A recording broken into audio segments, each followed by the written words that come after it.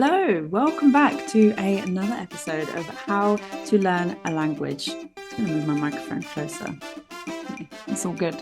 It's another interview episode this week, and I'm speaking with Emily Harris of Language Travel Adoptee over on Instagram. She also hosts the Language Wellness and Identity podcast and lots of other amazing things. Really, much like me, very much big on self-compassion and bringing all of that into your language learning for a more sort of holistic look at everything rather than just thinking, go, go, go, goals, goals, goals, So yeah, it's really cool to speak with Emily. We talk a little bit about her experience with the kind of difference learning her heritage language versus just loving languages in general, and how there's a difference there and what that's like for her. We also talk more about self-compassion, that sort of journey from like sort of perfection to then allowing self-compassion in a little bit more, and what that was like for her as well. It's a really interesting episode, lovely and just relaxing and re-energizing. If you've been stuck on something lately with your languages, this is the one for you. And all the links to everything are in the show notes. If you want to catch up more with Emily, you can do so. And as well, if you're like, yes, self-compassion, this is what I need, but I kind of don't really get it. What are you talking about? I have a video training that is going to be perfect for you. It's on demand, so you can sign up and then watch as and when you're ready to do so. And you can do that at the link in the show notes as well. All right, I will hand over now to me and Emily and our conversation, and enjoy the rest of the episode. Thank you. Bye. Hey, Emily. Hello. Hello. Thank you for joining me. Hi, Lindsay. I'm so glad to be here. Thank you for having me on. No problem. Thanks. I'm glad we found the time to sit down and have this conversation. And I always like to, as I've just said to you before we hit record, I always like to give people the chance to introduce themselves, because you know you better than anyone in the world. So would you like to introduce yourself for people who are maybe hearing you for the first time? Of course. So, my name is Emily, and I am the face behind Language Travel Adoptee, which is mainly a YouTube channel. But I also love to utilize that YouTube channel and branch off into different aspects of language learning. And of course, I love to give the usual tips and resources that I was really encouraged by when I was just first starting out on my language learning journey about almost 9 years ago. Hard to believe. But yeah, I think with me though, it has been a roller coaster ride, is how I like to describe it. And this roller coaster ride has really led me to where I am now, where yes, I still love languages, I still love the tips and resources and debates about, what does fluency mean and everything. But I think that the especially the YouTube language learning communities that I have been a part of, they're really lacking so much of the self-awareness and the mindfulness that I think really presents a much more holistic and I guess like self-compassionate, aware language learning journey, and can really infuse a lot more joy into the overall longevity of our language learning process. And that is what I was missing for the longest time in my own journey. And I know that it's been important to you as well, Lindsay, talking about self-compassion and that kind of awareness. I am very open about my just being an adoptee and about that adoptee status. I had my language paradise. That was my name before. In fact, I think when we had both spoken on Woman in Language back in 2021, that was still my name for the YouTube channel. But I did change it to Language Travel Adoptee because it really helps me in my most self-compassionate way, not only as a language learner, but also, respecting the person behind who I know exists behind all my languages, right? It really shows how, just for me, I can show up in my most authentic way. And of course, I encourage others to do the same too, right? And so I want to be embodying what I preach. So just showing up like really authentically and just being really vulnerable, and knowing that what I'm saying will resonate with the right people. So yeah, that's about me. Brilliant. Thank you. I'm always really intrigued and interested and curious about when people have a heritage language and then also love languages, right? And that is there for you a difference between learning, in your case, Chinese, right? and then other languages that you love to learn? Do you find there's a bit of a difference in that process and the kind of feelings towards the languages and everything like that? That is great to We're going to straight in at the mention. deep end there. Like, Oh yeah, waste no we're time. ready. We're ready for it. Yeah, and I'm so glad you mentioned that because of course, right, being an adoptee, I was adopted before I was 2, but I still came home speaking Chinese. So technically it is my first language, but I did only speak English after that point and considered myself monolingual until I started my first foreign language officially, which was German. It was not anything close to like any Asian language. And there's so much that I could say about that. I mean, we could go on for hours about, heritage languages and what I really had to go through. But I think one of the main differences is just the preparation mentally, because I remember when I was learning German or Italian, those were my first 2 languages that they really helped me fall in love with language learning. And I found all the resources, I found all the right videos, all the right YouTubers, and I found the right listening materials for that because I knew that, of course, that's what all the tips told me for the YouTube videos that I used to follow online for that. And then heritage languages, though, I feel like I have not seen pretty much anything about that specific aspect. And so, and also, I mean, heritage languages, they're such, languages connect us all, right? But I think that heritage languages, it can bring on some really negative emotional experiences depending on what people have been through. And I've heard so many different stories from, for example, people who have come from families who have immigrated here and they've lost their language or they're shamed about it in school and they just lose their language.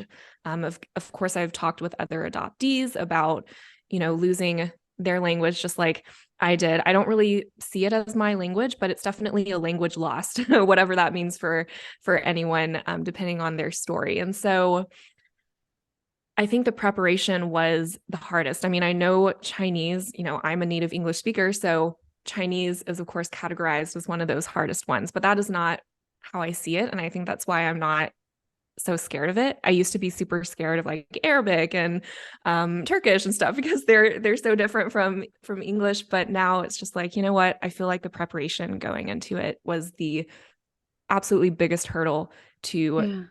go over because it's really the ultimate test of confronting yourself and whatever that looks like for you. But for me, it was like, well, you know what?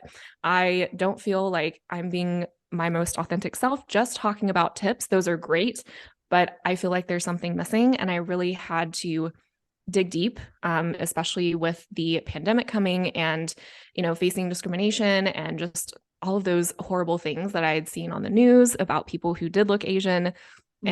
and what happened to them. And just really like finding those different communities first, right? I think heritage language learners, in a different sense, I mean, in a similar sense to language learners, right? We all like to hang around people with the same passion. But I think with heritage language does come trauma, to different degrees depending on the story. And for that, you really need a community. I needed a community to heal. And that was part of my preparation to even learn Chinese. So it was literally like over a decade long of preparation that I didn't even know was preparation. um, but it definitely, yeah, requires the ultimate test of confronting yourself with that. Wow, I'm so intrigued. Over a decade of preparation that you didn't even know was preparation. Wow, that's incredible.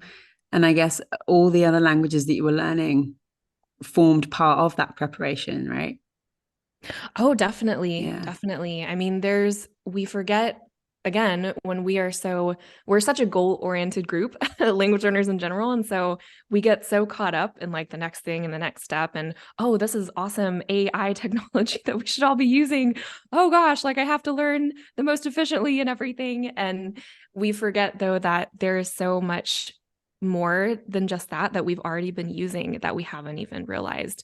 In my case, it was a lot of, preparing me for my heritage language journey, but there's also a lot of patience. There's also a lot of resilience that we all have that we take for granted, or we don't even really know that it's benefiting us in any ways. So we don't really use it further to our advantage and to really add and embrace really the journey more, especially when we're Mm. having a hard time. So yeah. Mm. Mm. And I guess that connects into our main sort of topic of discussion, about self-compassion and mindfulness with language learning.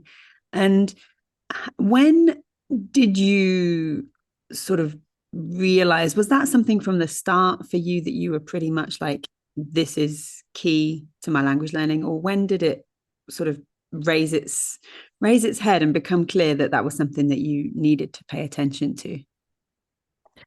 Yeah. Well, I think it really started with my very first talk that I had ever given during Women in Language back in 2021.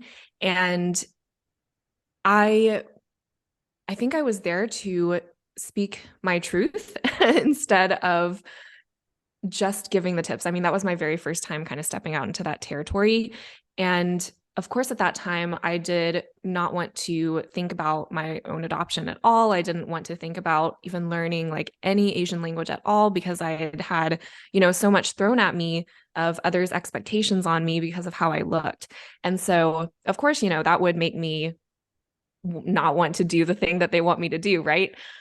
Which is go back to my roots is a very common phrase for that. And so there were always little hints of, Emily, you need to really like sit down and truly internalize what is best for you in this moment. And in order to do that, you need to get to know yourself a lot more and have some stillness in your life because you are going all over the place.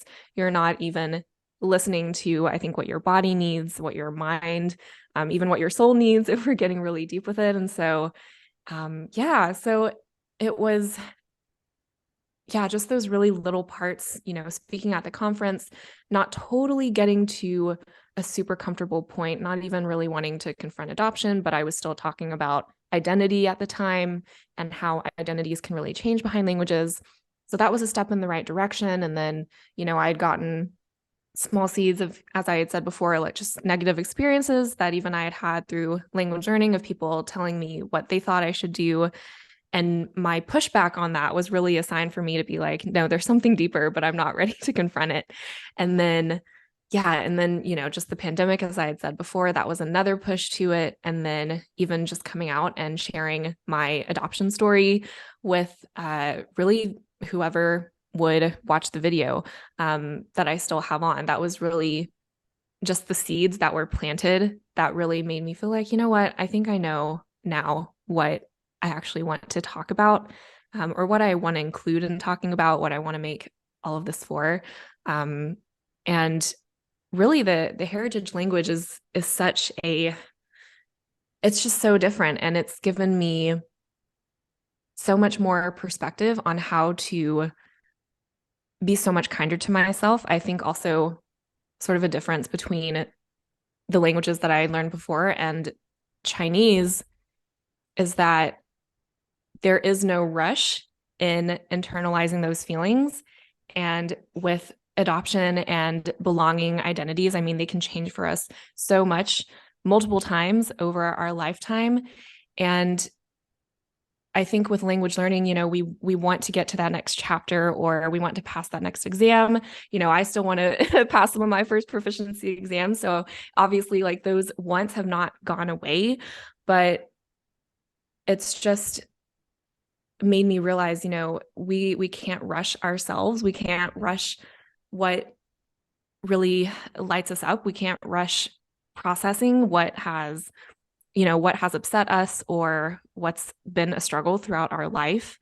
Um, there are just some things you can't rush. There are some things that just require you some days just being okay with being and not getting to always the next step, whatever that is, that we're so concerned about as language learners. So yeah, that's really been a gift. It was incredibly hard to really internalize that for myself, but on the other side, I feel so much calmer, and I think with self-compassion comes a lot of self-trust as well, which can really, go out into other parts of your life, not only as a language learner too. And that's what I love helping others discover as well.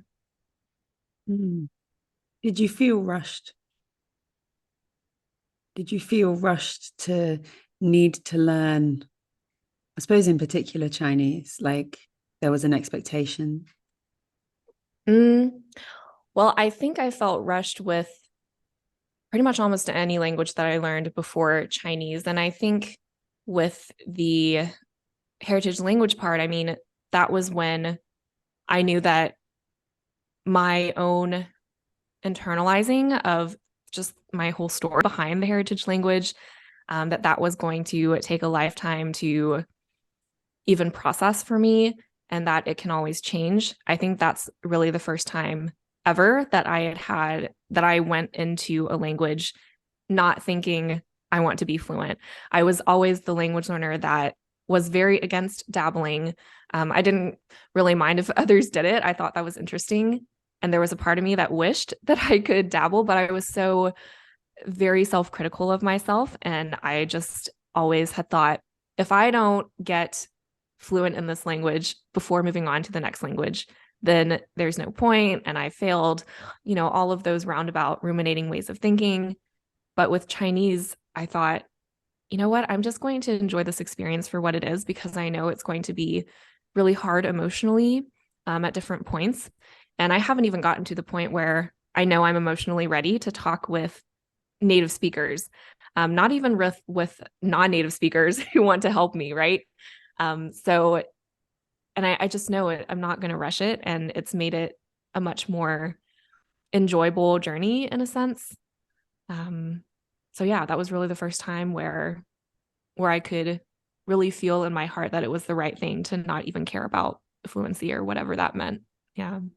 I love that. Like a real ease to just enjoy whatever the process looked like, whatever the progress looked like, to Mm-hmm. actually, I guess, find space in your life for that language and to form that relationship in a very kind of natural and slow and steady way rather than try and shoehorn it in, right? Mm-hmm. Yeah, that's really beautiful. I'm really happy that you found that place. It sounds like before you went in um, to Chinese on that front. Mm-hmm. Mm, interesting. I'm wondering, in terms of self-compassion, and you mentioned there that you were the language learner that wanted to get fluent before moving on.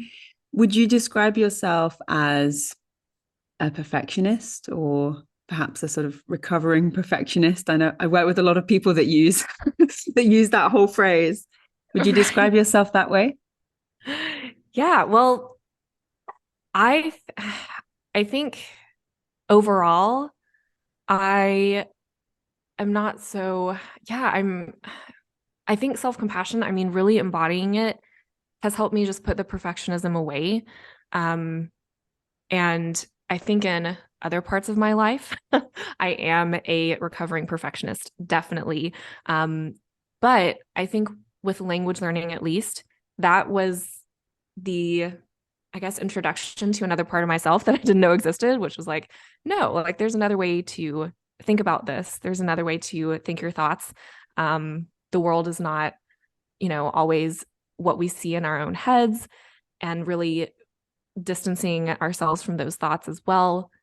Those have been just a game changer for me. And so in language learning, I'm not a perfectionist. Outside of language learning, I definitely am recovering. And I think if I were given another academic environment, like if I were to go to a language school or um, go in some kind of like immersive experience, I haven't been in that kind of environment for, well, ever since I graduated college, which has been definitely a few years. And that was still when I was very much in my perfectionist mode. And I think academics really exacerbated that. And so going back into that environment, it excites me in a way. And it also is just like, I may it may be a struggle to get like work with those perfectionist tendencies that I know I have in an academic environment. So it really depends on the setting. But nowadays I'm just like, you know what? If I forget, if I know that I've been studying Spanish for 4 years and I remember this very specific situation where at work there was a woman that just randomly came up and started speaking Spanish to me. And I mean, I didn't say anything. my my brain just totally went blank. I didn't understand, like I couldn't remember the word for Saturday, even in Spanish. And I was like, well, you know what? I've been studying this for a while, but I know this is going to happen. It's going to happen in multiple languages. And even as I expand, learning other languages because I love them, so much overall. Even though they've been one of the greatest challenges for me, emotionally and spiritually, like we still love them.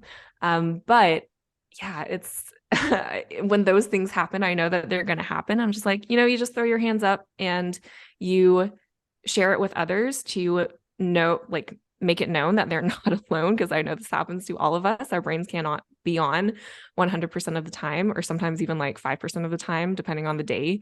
That's definitely for me when I just need to decompress.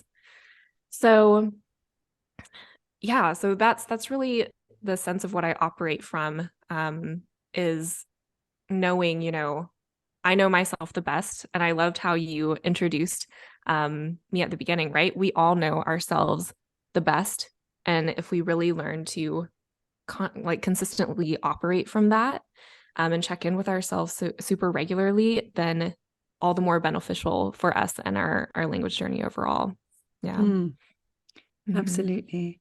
I wonder as well how, kind of having moved past those sorts of feelings and tendencies with your language learning, the role that then sharing online and social media has played, because it would be really easy to assume that that would then apply some of that pressure again, that feeling of, oh, I'm sharing, therefore this needs to be perfect, or I need to showcase some kind of flawless language routine on my Instagram or on my YouTube. How have you navigated that and found a self-compassionate place in terms of sharing your language learning online without kind of falling prey to those sorts of perfectionism tendencies again? Yeah, so that's a great question. And it used to really get to me before, well, I started creating videos during the pandemic. And at that point, I mean, I was still very like, oh, have to be spot on with every single thing and speak as fast as I can, because I see that's what other people are doing, especially on YouTube. And so I think though what really helps me is staying true to my brand, which I've built it upon, accepting the vulnerability, and being what I want to see more of in the world, and being vulnerable, right? That doesn't mean, for me, according to my value set, that doesn't mean trying to be something that I'm not in any given moment, especially when I'm filming videos, right? And so, yeah, and I would say vulnerability, again, self-compassion, as we've been talking about, coming from my experience with the heritage language learning, and just getting used to showing my process, like with every step of the way. I mean, I now post videos, like even starting from the very bottom, like as a beginner. And I also like showcasing, even just recording some lessons that I, in German or Italian, right? Those were the first languages that I had really studied, and that inspired me to go on. But I haven't lived in those countries for years. And I think it's important to also, put my pride aside, remember my why, and remember that it's not, it's definitely, I guess, it's still adhering to what I would like to see online, just people being transparent, especially on YouTube, about like how is your language learning today, or even after living in the country and, being the most advanced that you could be. If you're not in an environment anymore where that is the case and you're not surrounded by the language, how does your language learning go on? Because you're obviously not stopping. So really showing those things, and yeah, just remembering what I want to see in the world and encouraging others to just show up as themselves. That is the most important thing to me. Again, with my changing of my name, that was embodying what I want to see. With what I post, I really try to be what I want to see. Now, it is a bit hard, of course, when we're thinking about social media with algorithms, especially on YouTube. That is so important. It's just here all the time. But there are. I think we all need the reminder sometimes that there are other ways to do things, whether that is in language learning or social media or anything like that. And um, yeah, and just really knowing, I'm going to show my truth. I'm going to show up the way that I want to, no matter what anyone else is doing, which is a big part of self-compassion as well. Um, so yeah, and it's just, I think knowing that I'm finally allowing myself to make mistakes and not get so in my head about what I just said, those kinds of things.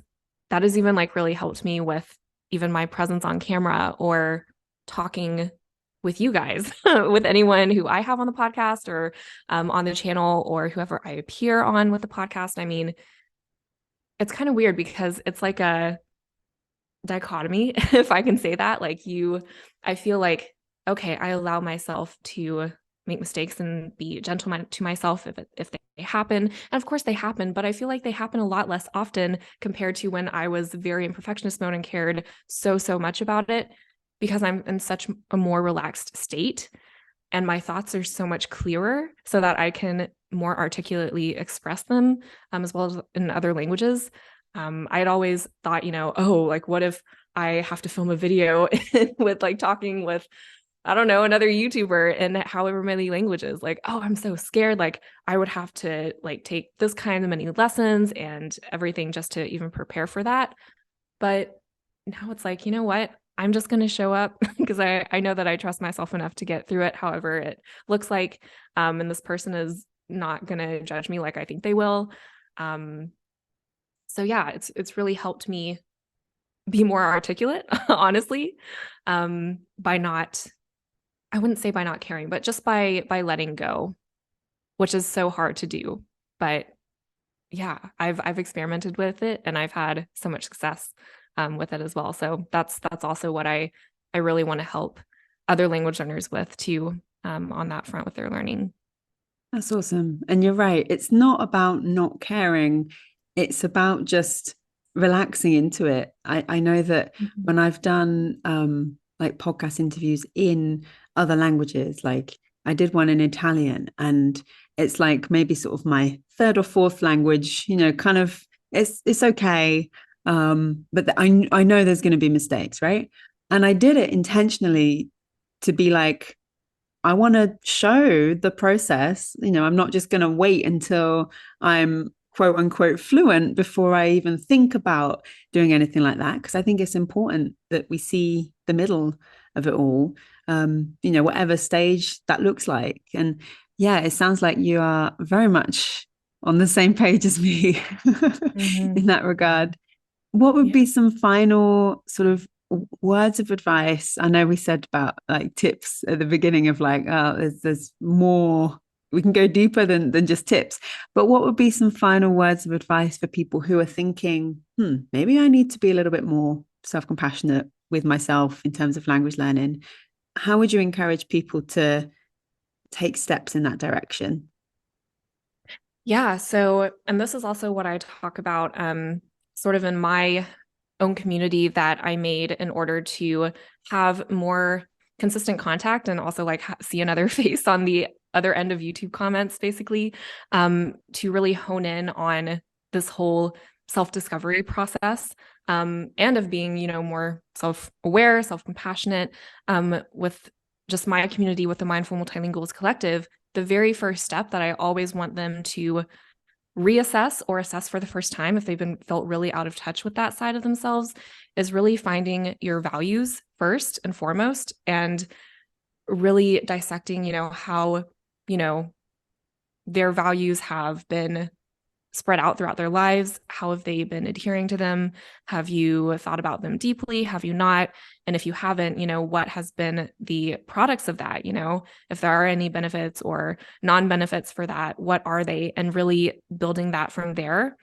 Really thinking back and just taking time to reflect, just putting all of the, language learning aside for a second, because that's really the base of what we operate from in our lives. And if we're not in touch with that, then you're definitely going to feel it in your body and in your mind. I always talk about, as well too, like our we condition our bodies so much to these feelings over and over again, with perfectionism or self-criticism or anything like that. And it's really important to, if you do want to change it, right, enhance that self-awareness by first taking a break from what you're doing, from your busy life, and just giving yourself and honoring yourself in that moment, just giving yourself a little bit of time to go back on that and even like redefine your values if you need to. That's always a starting point. Wonderful. Emily, thank you so much. It's been great to talk with you today. Yes, it's been amazing, Lindsay. Thank you so much. It was an honor to be here. Thank you. Where can people find out more about you online? Yeah, so my main channel is Language Travel Adoptee on YouTube, as I said before. I also have my own podcast, the Language Wellness and Identity podcast, where I do talk a lot more about psychologically what goes on with us language learners in this regard that we've been talking about. And then I also have my own community, as I said, the Mindful Multilinguals Collective. I only open doors a few times a year, so you can definitely get on the waitlist for that if you are interested in working more one-on-one with me in a really tight-knit group for accountability, but also to really enhance that awareness that can really bring a lot more joy into our language learning, especially if you're feeling very perfectionist and self-critical, overwhelmed, all those kinds of things. Excellent. I'll pop all the links to those in the show notes as well, of course. All right, Emily, thank you so much. Yes, thank you, Lindsay. Thank you.